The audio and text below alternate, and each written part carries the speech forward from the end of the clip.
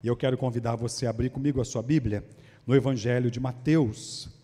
Evangelho segundo escreveu Mateus, no capítulo de número 5. Nós vamos ler, irmãos, os versos a partir do verso de número 6.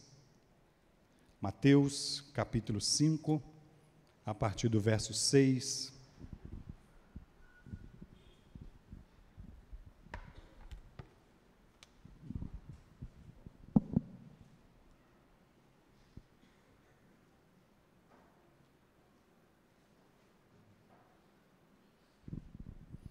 Evangelho de Mateus, capítulo de número 5, nós leremos a partir do verso de número 6.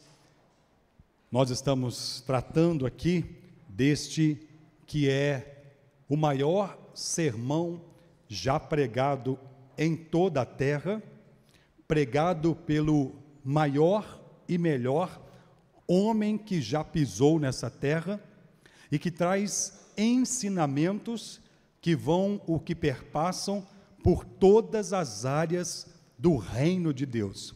Estamos tratando a respeito do Sermão do Monte, pregado por Jesus no seu ministério na Galileia, e esse sermão, quando ele prega para instruir os seus discípulos e aquela numerosa multidão, como começa aqui o capítulo 5, no versículo 1, vendo Jesus as multidões, assentou-se e então passou a ensiná-las, dizendo: como um bom mestre, como um bom rabino, ele se senta num lugar alto. Lucas diz sobre um planalto, um plano alto. Aqui o evangelista Mateus diz o monte onde esse sermão é anunciado, pregado, e é um dos sermões mais conhecidos do mundo, o Sermão do Monte.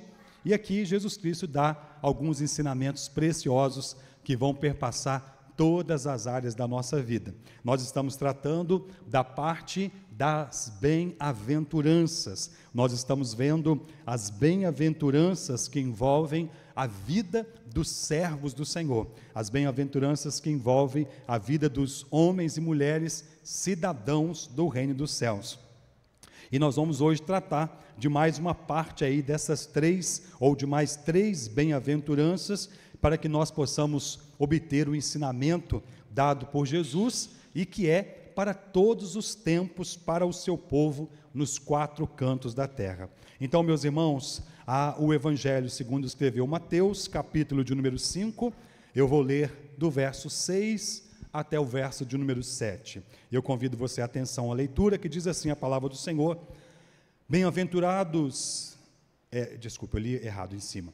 O verso 6, bem-aventurados que têm fome e sede de justiça, porque serão fartos. Bem-aventurados os misericordiosos, porque alcançarão misericórdia. Bem-aventurados os limpos de coração, porque verão a Deus. Vamos orar mais uma vez? Senhor, nós somos gratos, ó Pai, pelo privilégio de estarmos reunidos aqui como igreja do Senhor. Somos gratos pelo privilégio de podermos louvar o Teu nome, podemos orar, podemos expressar a nossa adoração através dos dízimos, ofertas, em todos os atos desse culto. E agora, quando vamos ouvir a sua palavra, pedimos mais uma vez que o Senhor use da tua misericórdia e fale conosco, nos edifique, no nome de Jesus. Amém e amém.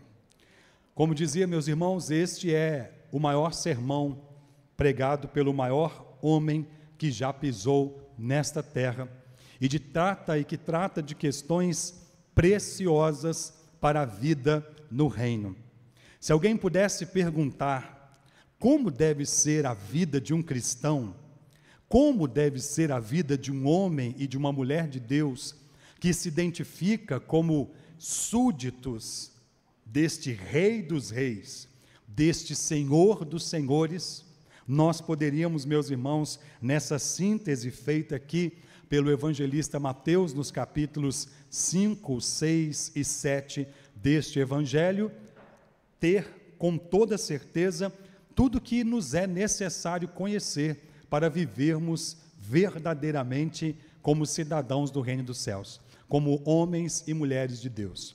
Como já falamos, esse sermão não foi registrado apenas por Jesus, mas também pelo evangelista Lucas, e a abordagem que os dois fazem em relação a esse sermão é um pouco diferente. Lucas traz o sermão mais resumidamente, o evangelista Mateus traz o sermão de forma mais ampla. Há quem até diga, há comentarista que diz que este talvez não teria sido um sermão que Jesus teria pregado direto, em sequência, como nos é registrado aqui nos capítulos 5, 6 e 7. Talvez seriam sermões que Jesus havia pregado no seu ministério na Galileia, e então o evangelista Mateus teria o sintetizado. Mas é mais corrente olharmos para esse sermão como tendo sido pregado numa sequência, naquele dia em que Jesus olha aquela faminta multidão, e então ele dá-lhes muito mais do que o pão, ele lhes dá muito mais do que o alimento que é perecível, mas Jesus passa a dar então o alimento eterno, que é o evangelho, o ensinamento. Talvez esse sermão aqui, se nós pudéssemos pegar aí um linguajar dos nossos irmãos mais ligados ao pentecostalismo, esse seria um sermão que Jesus estava no óleo, na unção. O evangelista no capítulo 4 nos diz que Jesus, depois de ter jejuado 40 dias e 40 noites, foi levado ao deserto para ser tentado também por Satanás. E é ali que Jesus então confronta, respondendo cada uma das tentativas de Satanás de fazer Jesus cair, ele responde com a palavra. E por último, então, ele expressa, falando a respeito da adoração, somente ao Senhor é que se deve adorar, e termina o evangelista dizendo então que Satanás se retirou, vieram anjos e o serviram. Depois disso, então, Jesus vai comissionar os seus discípulos, chamar aqueles que fariam parte, e temos aqui aquele famoso chamado: vinde após mim, e eu vos farei pescadores de homens, Então Jesus comissiona para que eles pudessem deixar a pescaria no mar da Galileia, e então sair pelo mundo anunciando o evangelho, tornando-se então pescadores de homem, fazendo a mais importante e mais maravilhosa pesca que uma pessoa pode fazer.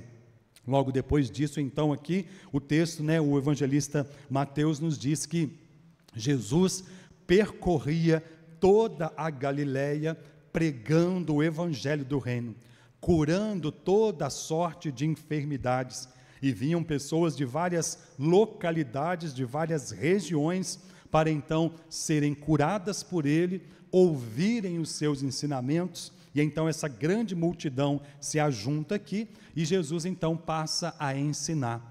O capítulo 7 termina com a expressão, o evangelista Mateus diz que, tendo Jesus acabado de pregar esse sermão, as multidões estavam maravilhadas, porque ele ensinava como quem tem autoridade, e não como os escribas. A expressão como os escribas aqui nesse texto traz uma conotação de um ensinamento, diríamos um ensinamento falso.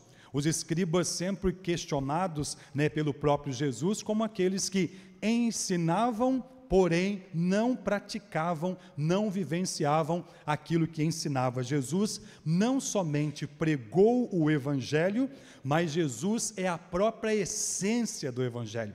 Jesus é a encarnação do evangelho. O evangelho significa boa nova de salvação.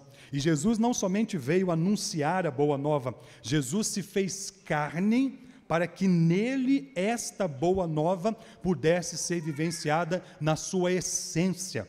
Ele pagou o preço pelos nossos pecados. Por isso, ouvir o ensinamento de Jesus e ouvir a pregação de Jesus é-nos, com toda certeza, meus irmãos, muito instrutivo e muito abençoador. Este é um dos sermões mais maravilhosos que nós podemos ouvir. Estamos tratando aqui das bem-aventuranças, e já vimos que a palavra bem-aventurança traz consigo uma conotação de uma felicidade, que é muito mais do que uma alegria momentânea e passageira. É muito mais do que algo que esse mundo pode oferecer, que a vida e que os prazeres desse mundo podem oferecer. O mundo tem muitas possibilidades de vivenciarmos grandes prazeres. Podemos fazer viagens muito agradáveis, podemos comer comidas muito agradáveis. Às vezes nós sentimos alegria, prazer quando nós estamos comendo. Quem é que não gosta de comer um bom churrasco, aquela picanha com aquela gordurinha que nós voltamos a comer e a alegria voltou para nós, né? Como foi prometido. Nem tanto assim, é claro. Mas quem é que não gosta, né, de uma boa comida? Quem é que não gosta de um bom relacionamento? Quem é que não gosta de uma boa viagem? Quem é que não gosta, às vezes, de fazer uma boa compra? Muitas coisas geram em nós alegrias. Mas todas estas alegrias que podem ser geradas em nós, do ponto de vista humano, do mundo, elas são passageiras, elas duram um tempo. Às vezes algumas duram algumas horas, alguns dias, alguns meses, alguns anos, mas elas terão fim. Mas a alegria que é proposta aqui nas bem-aventuranças, meus irmãos, é uma alegria eterna, e é a alegria no verdadeiro sentido do que é ser uma pessoa alegre. A palavra aqui que é identificada como bem-aventurança no grego é o makarios, que é uma expressão normalmente usada para referir-se aos deuses. E então podemos olhar para esta alegria e perceber que esta é uma alegria divina. É uma alegria, portanto, perfeita. É o verdadeiro sentido da alegria. Mas é uma alegria também, meus irmãos, que desafia, como já falamos um pouco, a racionalidade humana. Porque muitas vezes é uma alegria na tristeza, é uma alegria na limitação.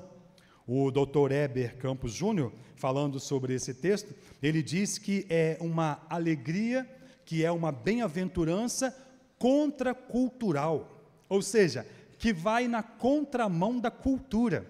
A cultura que nós temos é, o que é uma alegria?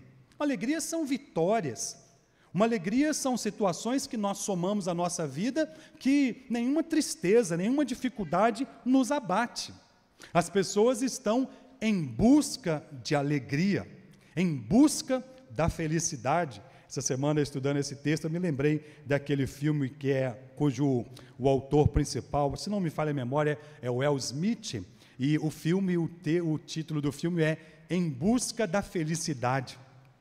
E ele passa, né, um longo período em busca desta felicidade, mas a busca dessa felicidade tem a ver com a sua realização profissional e financeira.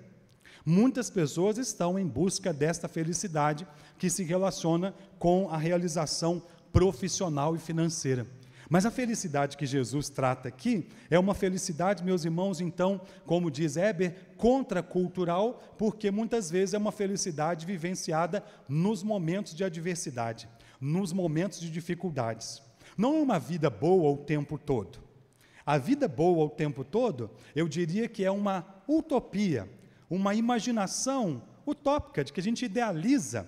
Talvez se eu pudesse viver só momentos bons na minha vida, se eu pudesse somar só coisas boas na minha vida, se eu pudesse estar feliz o tempo todo, acordar cantando e dormir sorrindo. Na verdade, não. A vida é feita de alegrias e tristezas, conquistas e perdas, né? Situações fáceis e difíceis. Haja vista que Salomão, escrevendo Eclesiastes, no capítulo 3, ele diz que há tempo para todo o propósito de Deus embaixo do sol, tempo de rir e tempo de chorar, tempo de guerra e tempo de paz, tempo de abraçar e tempo de afastar-se de abraçar, e aí ele descreve todos aqueles tempos que nós vivenciamos aqui. Jesus então vai dar este ensinamento para os seus súditos, né, para aqueles que fazem parte do evangelho do reino, ou que vivenciam o reino do Messias, e são ensinamentos preciosos.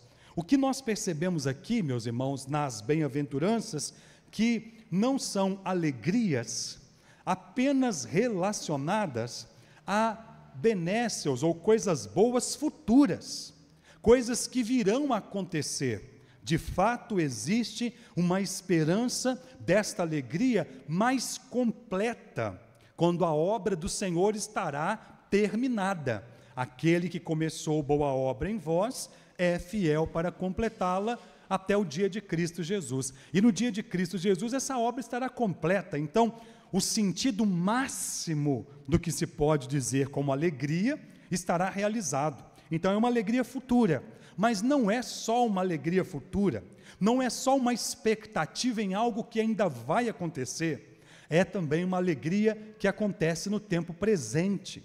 Por ser uma alegria espiritual, vivenciada apenas em Cristo e a partir de uma vida espiritual com Cristo, é uma alegria que desafia a racionalidade humana, porque ela não está dependente ou ligada, atrelada a circunstâncias boas para que ela possa existir. Você pode sorrir em meio ao choro, você pode ter um coração alegre em meio à dor, você pode estar em paz no meio da tempestade, você pode estar experimentando uma graça de uma maneira tão sobrenatural que torna-se difícil para ser compreendido humanamente. Quando tudo na sua vida pudesse apontar para uma sensação de angústia total, de desespero, de destruição, de tristeza, a paz do Senhor, que excede todo entendimento humano, guarda o seu coração e a sua mente em Cristo Jesus. É desta bem-aventurança que o Senhor Jesus Cristo trata aqui e que nós estamos tratando também. Nós já vimos as 3 primeiras bem-aventuranças, e essas 3 primeiras bem-aventuranças aqui, elas mostraram para nós aquele que é pobre de espírito, bem-aventurado pobre de espírito, e nós já vimos que pobre de espírito não tem a ver com pobreza espiritual, como muitas vezes nós utilizamos essa expressão, fulano de tal é pobre de espírito, né? Aquela pessoa pequena, insignificante, mas não é disso que Jesus está tratando. Esse pobre de espírito aqui é uma pessoa que reconhece a sua total incapacidade de fazer algo bom por si mesmo. Então ele depende única e exclusivamente do Senhor. É aquela pessoa que porta-se humildemente diante do Senhor. A gente trabalhou bastante essa questão semana passada. Vimos também aqueles que são bem-aventurados, os que choram, e esses que choram serão consolados. Vimos que esse choro não tem a ver exatamente ou prioritariamente, vamos assim dizer, com o choro por perdas, por situações difíceis que nós passamos nessa vida. Nós enfrentamos situações difíceis e às vezes choramos e temos lágrimas mesmo, e o Senhor diz aqui, bem-aventurados os que choram, porque serão consolados. Mas esse choro aqui é um choro de contrição, é um choro de um pecador que chora diante do Senhor pelos seus pecados. Esse consolo, nós vimos que é o consolo que vem da palavra de Deus, como resposta para o nosso pecado, é a obra redentiva, substitutiva de Cristo, que deu a sua vida em resgate pela nossa. Então, temos a certeza que choramos e somos consolados. Por último, nós vimos também semana passada, os mansos, né? Bem-aventurados os mansos, porque herdarão a terra.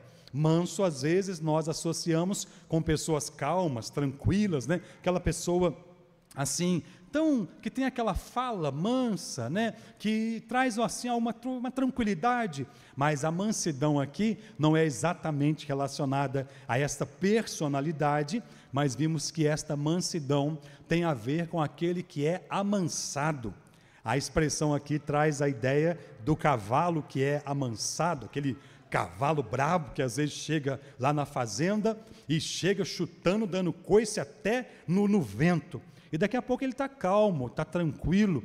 É assim conosco, meus irmãos. A palavra de Deus faz esse trabalho de amansamento, se é que eu posso usar essa expressão dessa forma, em nós. Nós somos amansados, lapidados, transformados, de glória em glória, dia a dia, nós vamos crescendo na graça e no conhecimento do Senhor. E agora então nós vamos ver essas 3 próximas bem-aventuranças aí, e então o verso 6 que nós lemos, ele diz assim: bem-aventurado os que têm fome e sede de justiça, porque serão fartos. Aqui agora tem a ver com uma necessidade básica que todo ser humano tem. Todo ser humano tem necessidade de comer e beber. Uns têm mais necessidade, né? Uns são mais comilões do que os outros. Eu não quero citar ninguém aqui para não constranger ninguém. Se você pensou em alguém, talvez seja essa pessoa mesmo, né? Uns às vezes precisam comer mais. Dizem que pastor come bastante, né?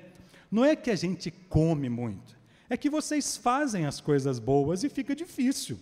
Ontem eu fui fazer uma visita, meus irmãos, que foi difícil para mim. Fui colocado diante de alguns peixes cercados de batata frita, regado a muita Coca-Cola. Ninguém é de ferro, né? Vocês me ajudam aí. Não precisa parar de fazer isso. Continue nesse caminho, porque está bom demais. Mas assim, fome e sede são necessidades básicas que nós temos.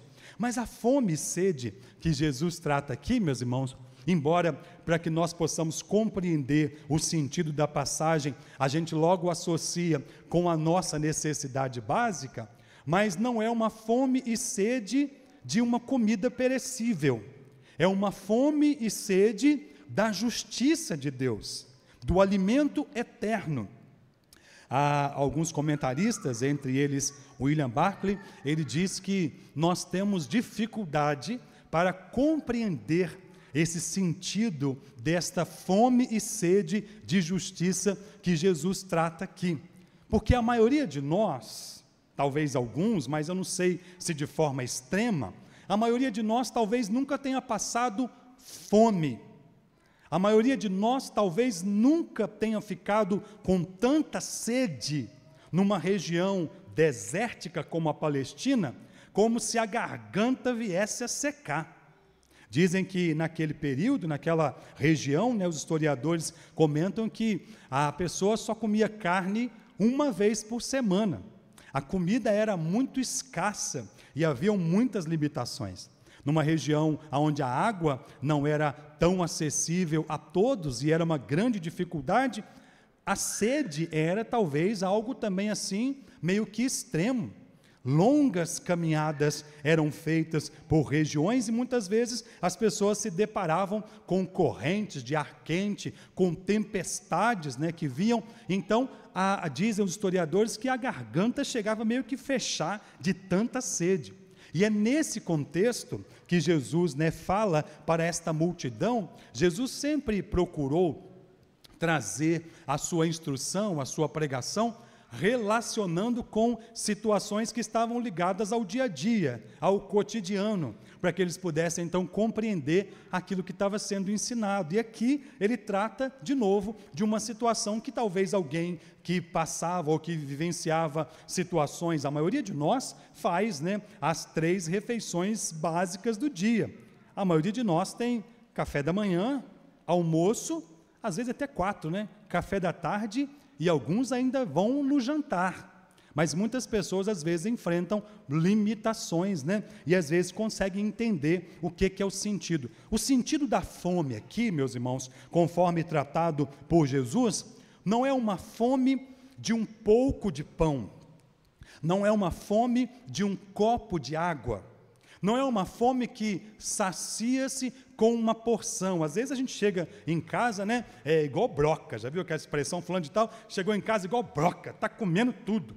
Eu às vezes chego na hora do almoço lá em casa, depois que saio daqui da igreja na parte da manhã e busco a Rafa na escola, chego em casa, mas talvez comendo até a panela. Esse dia eu brinquei com a Paula, falei, nossa, eu cheguei com tanta fome que eu estava, se bobear, comendo até a panela. Enquanto estava preparando uma carninha lá para o almoço, eu já estava comendo alguma outra coisinha que estava mais acessível ali. Comi, passou aquela fome, tranquilo.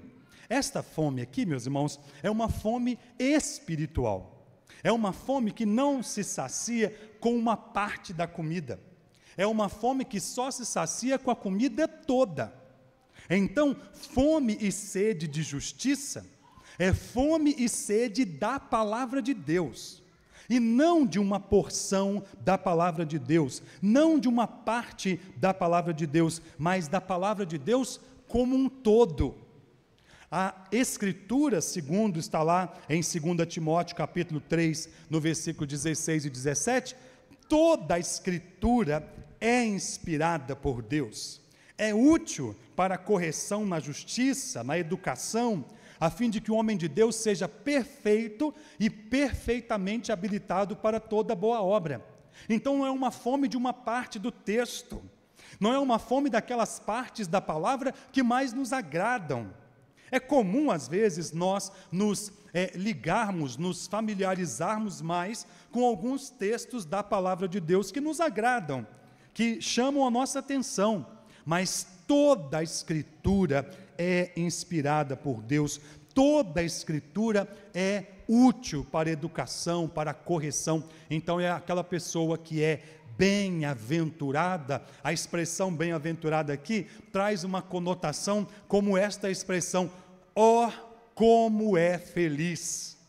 Ó, como é feliz aquele que tem fome e sede de justiça, mas não fome e sede de uma justiça de partes, mas da justiça que advém de toda a palavra de Deus. E quando nós falamos em justiça, meus irmãos, segundo o evangelista João, ela sintetiza na pessoa de Cristo.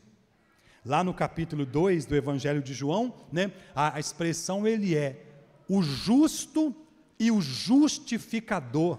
Então ele é a própria justiça. Portanto, falar em fome e sede de justiça é falar em fome e sede de Cristo.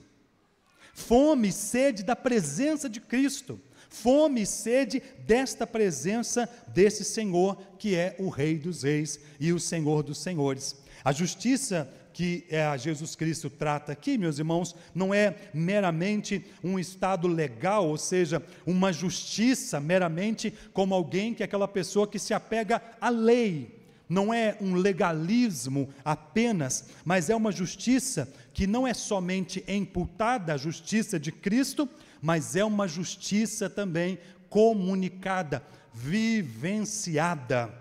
Não é apenas termos conhecimento das Escrituras, é vivermos na prática o que diz a palavra de Deus. Não é orgulharmos-nos de conhecermos os textos bíblicos, é vivermos na nossa vida prática a palavra de Deus e aquilo que a palavra nos ensina. Então, é um prazer e uma satisfação em viver pelos parâmetros estabelecidos pela palavra de Deus. Nada pode dar mais prazer a um cidadão do reino dos céus, senão o viver segundo a palavra de Deus, que é lâmpada para os nossos pés e luz para o nosso caminho. É bem verdade, meus irmãos, que nós não conseguimos viver a palavra de Deus na sua integralidade. Ninguém é tão perfeito que não erre. Ninguém é tão infalível que nunca cometa uma falha. Aquele que pensa estar de pé, cuide para que não caia. Mas esta deve ser uma busca constante de todos nós.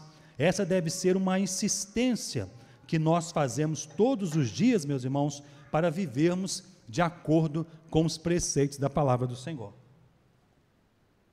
Então aqui, embora seja impossível, o comentarista William Hendricks diz assim: embora seja impossível que as boas obras justifiquem alguém, é impossível que uma pessoa justificada possa viver sem a prática das boas obras. Então, ou seja, é a prática da palavra de Deus manifestada nas nossas obras, no nosso viver, no nosso dia a dia.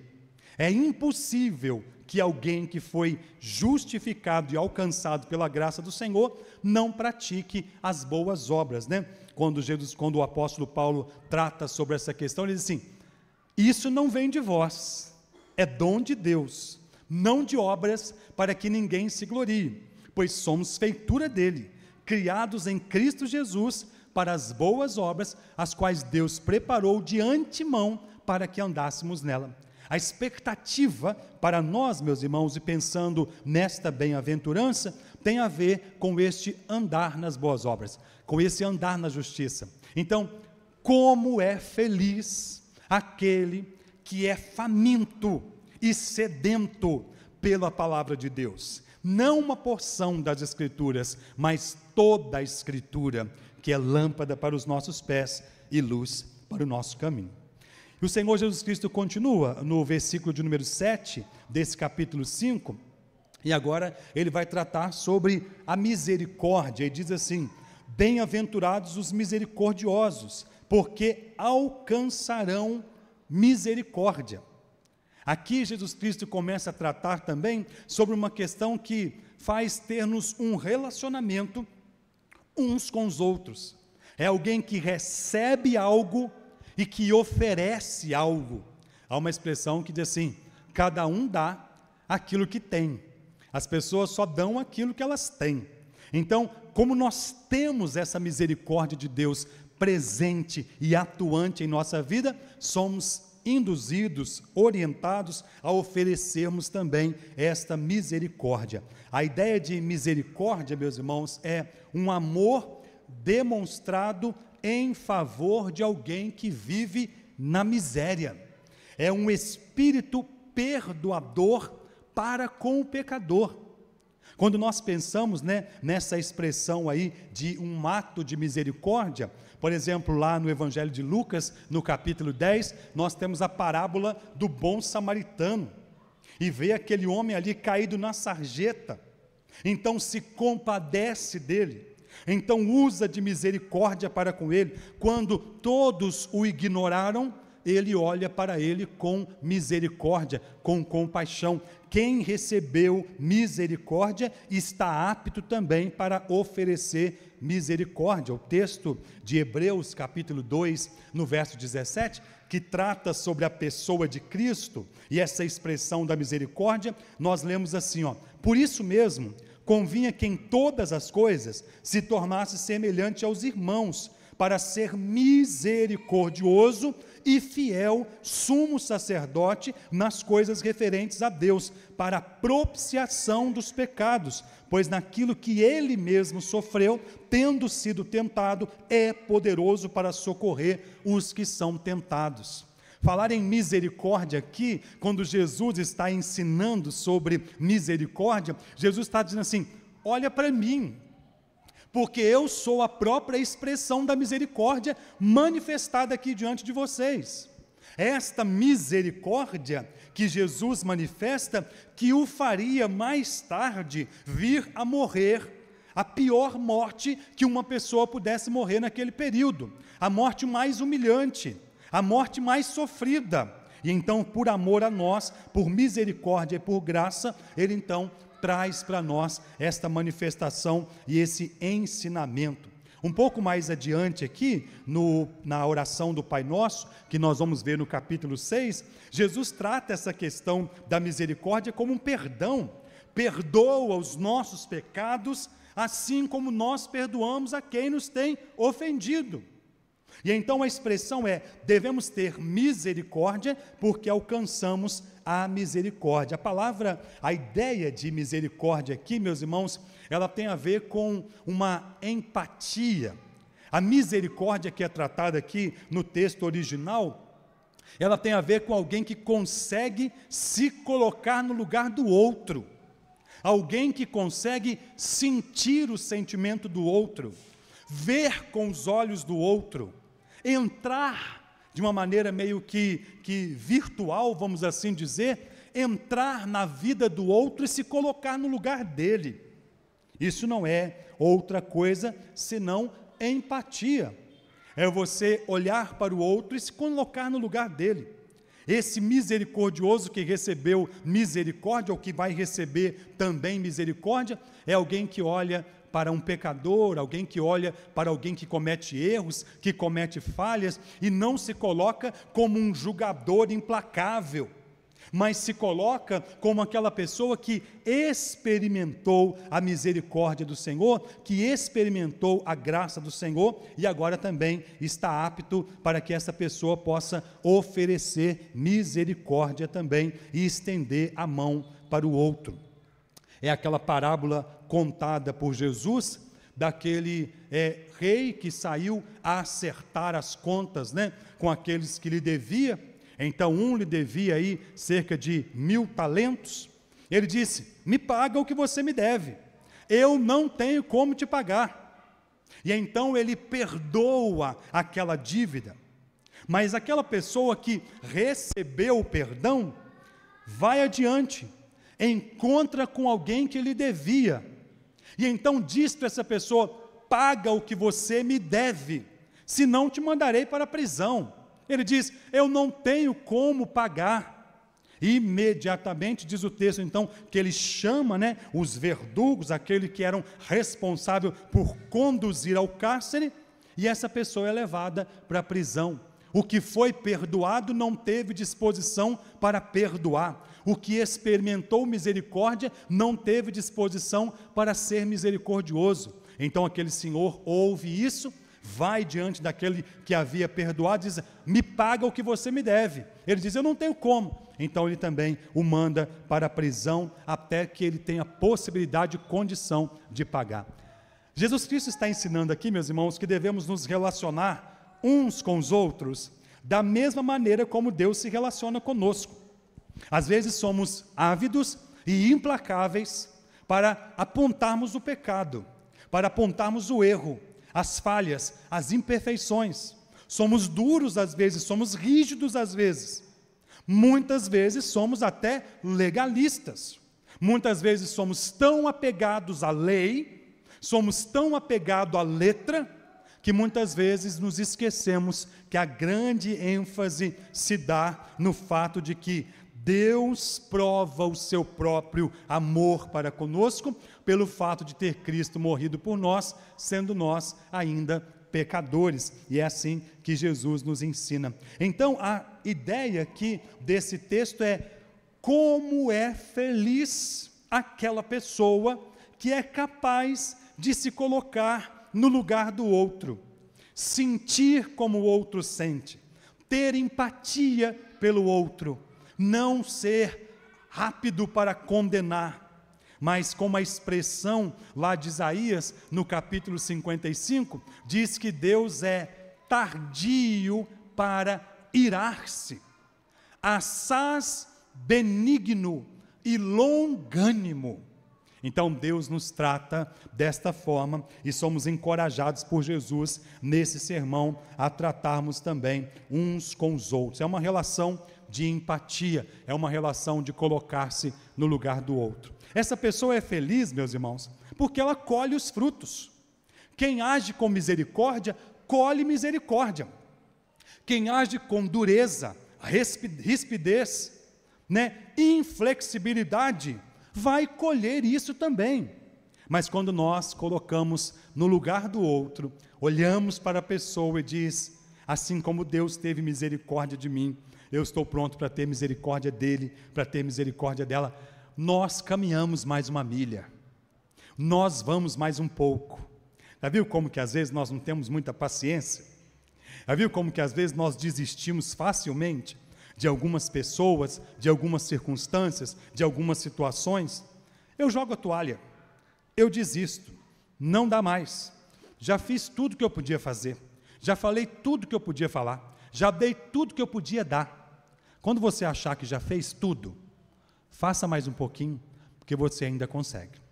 Quando você achar que já expressou misericórdia no seu sentido mais completo possível, peça a Deus que te dê um coração misericordioso, porque você ainda consegue ser um pouco mais misericordioso.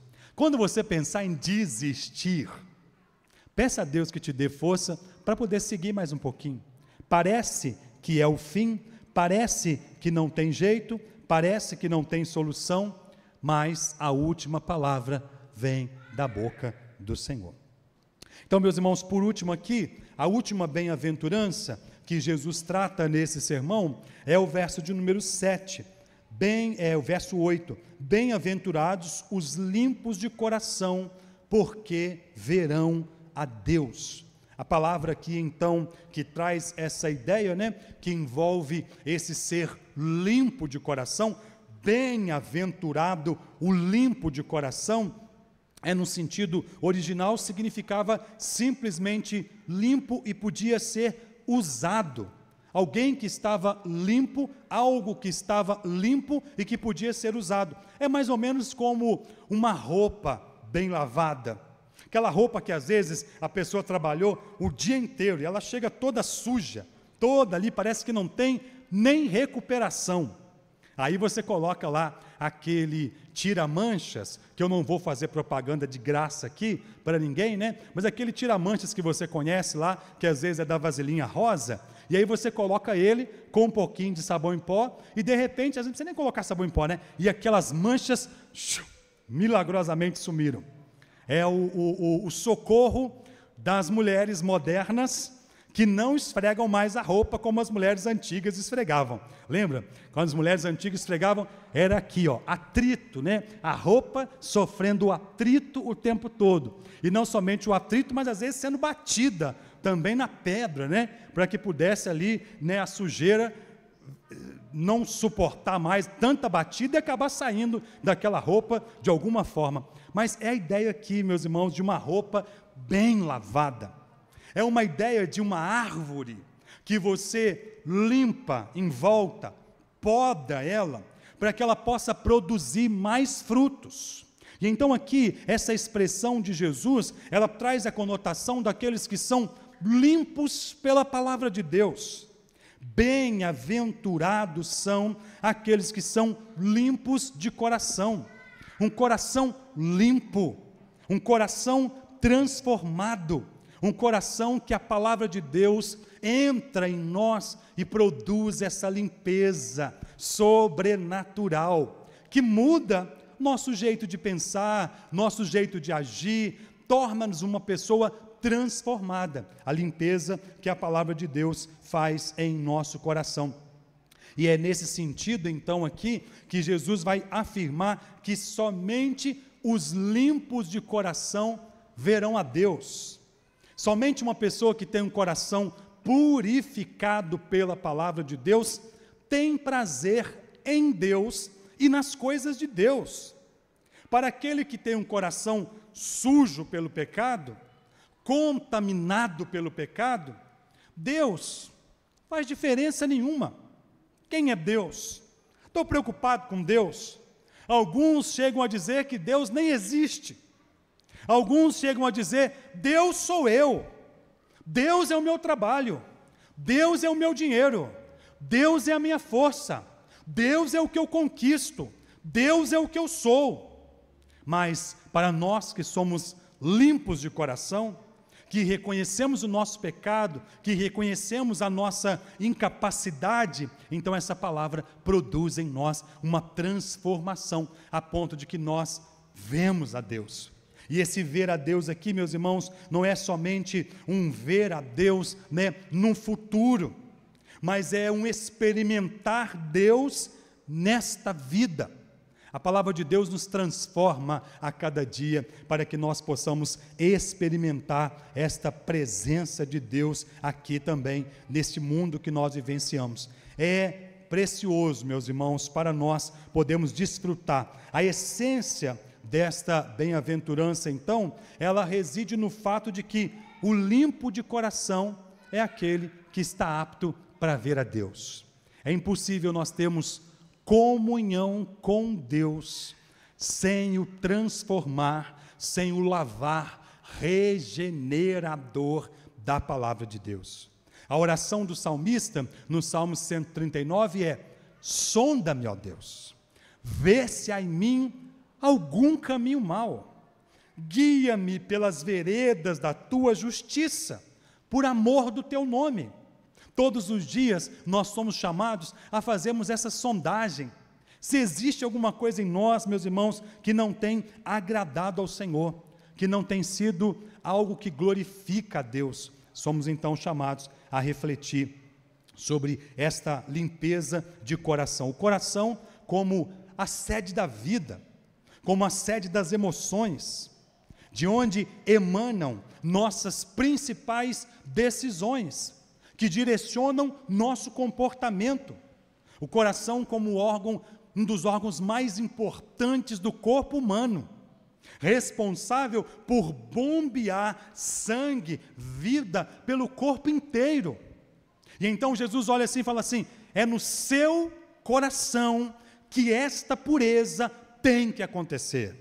Certa feita, Jesus disse: a boca fala do que está cheio o coração.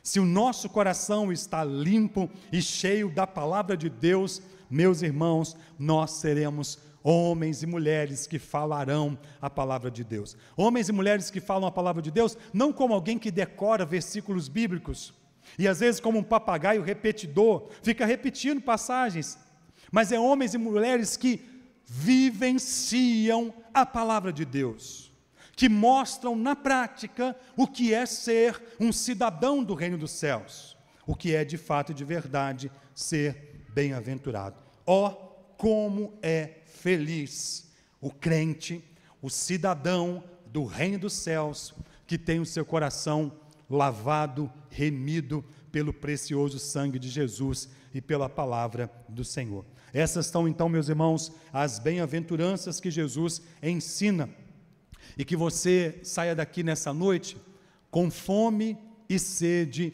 da justiça do Senhor.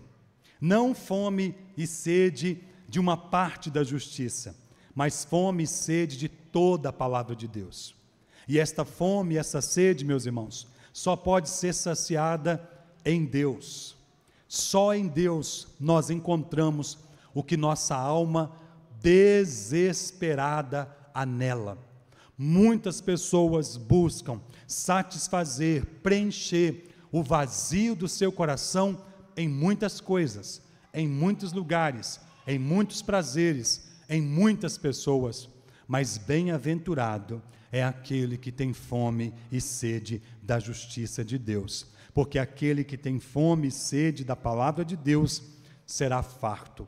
Quanto mais você come, mais você sente vontade de comer. Quanto mais você conhece, mais você precisa conhecer. Que Deus ajude a mim e a você para isso. Que nós saímos daqui, meus irmãos, dispostos a exercermos misericórdia. Que você olhe para a sua própria vida, não como alguém perfeito, não como alguém infalível, não como alguém inerrante, mas como alguém que foi amado por Deus, como alguém que experimentou a misericórdia do Senhor. Como diz o profeta, traga à sua memória aquilo que te pode dar esperança.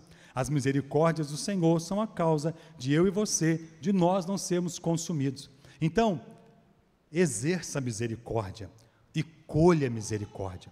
Se você viver uma vida dura demais, ríspida demais, legalista demais, dura, você só vai colher dureza.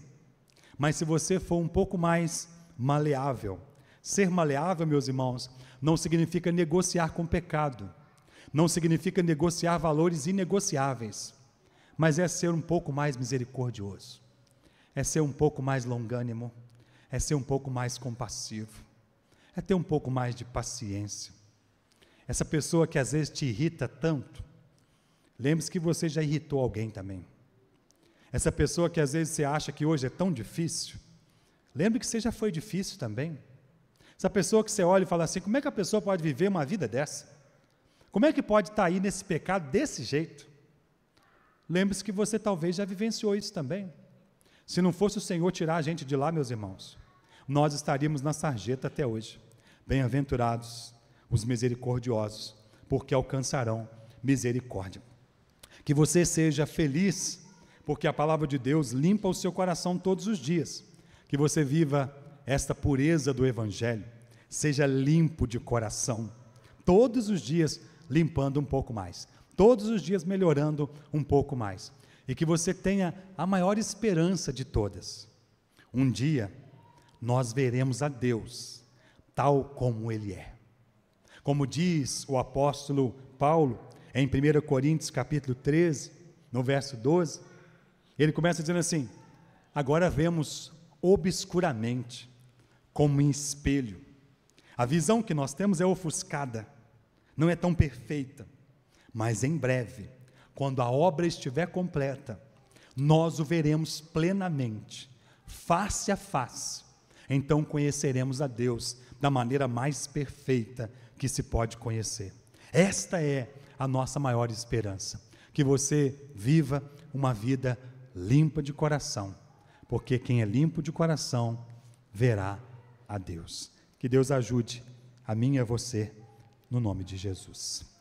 Senhor Deus, ajuda-nos para que possamos vivenciar os ensinamentos da Tua Palavra, não somente no momento que estamos no templo, não somente no momento talvez que nossos irmãos estão assistindo esse culto em casa, e talvez quando desligarmos o equipamento, vamos seguir a nossa vida, quando sairmos daqui do templo, vamos seguir a nossa vida. Não, Deus, que essa palavra continue reverberando em nosso coração, que essa palavra continue ecoando em nossa mente, que nós possamos verdadeiramente termos fome da Tua Palavra, que nós possamos verdadeiramente sermos misericordiosos, que nós possamos verdadeiramente passar pela experiência de ter um coração limpo, porque veremos o Senhor, em nome de Jesus, amém.